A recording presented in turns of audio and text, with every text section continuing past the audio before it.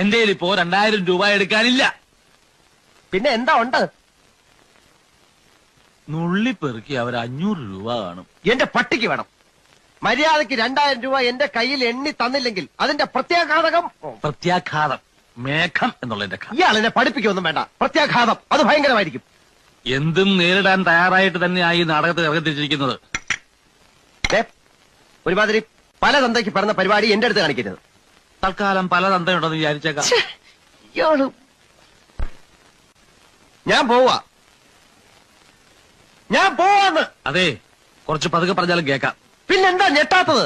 സാധാരണ ഇത്ര നിസ്സാര കാര്യങ്ങൾക്ക് ഞാൻ ഞെട്ടാറില്ല. ഓഹോ, പിന്നെ ഞാനങ്ങനെ വെറുതെ പോകുന്നൊന്നും വിചാരിക്കണ്ട. ഈ വിവരം മുഴുവൻ ആ മൂപ്പിലാനെ കണ്ട് ധരിപ്പിച്ചിട്ടേ ഞാൻ പോവും. ഒരു ചാൻസ് കൂടെ തരാം. 250 250 ഉറപ്പിക്കുന്നോ? 2 പേരോടും കൂടെ ചോദിക്കുന്നത്. എടോ, തനിക്ക് നാണമില്ലേണോ?